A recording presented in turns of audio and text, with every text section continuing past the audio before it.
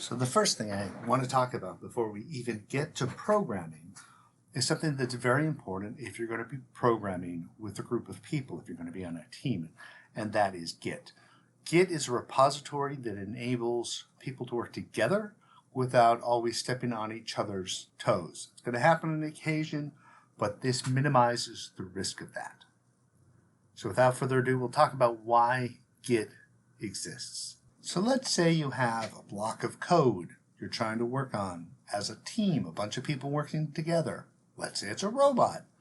Problem is that you're working in one thing of code, and the person working on the drivetrain, and the person working on the climber, and the person working on the intake, and the person working on the launcher, and the person launching in the autonomous system, they're all going to be stepping on each other's toes because they're all modifying the same basic file.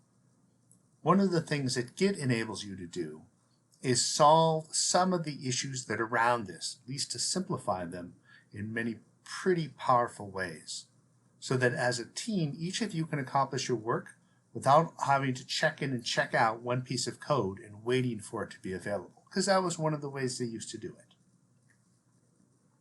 So in this code itself, there's got to be a way to enable multiple people to work in a way which won't cause clashes. The solution is to create from this repository, because that's what it's called, it's called a repository, master, it's the main one. We're going to create what are called branches. And branches are sort of sub-children of this. Each person can work on their own branch. This enables them to work in a way and to update the system without bumping into each other. We'll kind of see a little bit how this works as we go forward. So here are 5 branches that we're going to create, one for each of the people that wants to work on them. And these are literally 5 different separate pieces of code. So we actually have 6 pieces of code here, the master and the 5 branches. First of all, never work on the master. General rule. That's because the master is the production code, whereas these can be development code. Climber, autonomous, launcher, drivetrain, intake, they all have their own separate branch to work on. And if I'm working on the climber code, I'm not going to be touching the drivetrain code. This separation is what enables people to work together efficiently. Ultimately, that all has to be brought together back into master. But at least during development, you can work on your own individual piece of code, your own shadow copy that only you modify. The other nice thing about this is you can test your particular branch of code without having to load it into master. So if you're working on launcher, you can test the launcher thing separately. You can test literally the launcher code without ever having to push it into master to test it.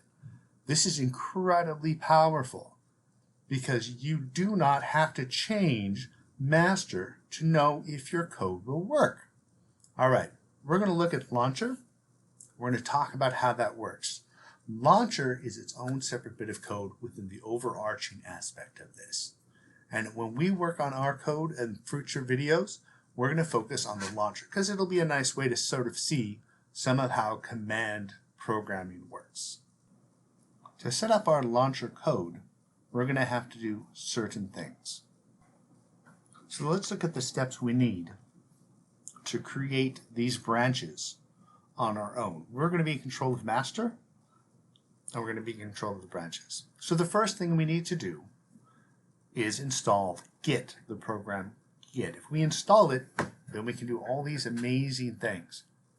Secondly, once we've installed Git, we're actually going to create a local branch for master, or a local repository with master branch on our computer, which doesn't help us because we have to get it out to where other people can do it. So we're going to push our local branch up to our GitHub repository out in the interweb, and it will become origin master to us. All right, then we're going to create a local branch for launcher, because remember, we don't work on master, but that's still a local branch. So the final step we'll do in the next video is we will actually push the local branch for launcher out into the GitHub repository, and it will be origin launcher. and we'll walk through the process of how this all works and also give you a little look at how we can update our local repository and the remote repository so we can keep them in sync.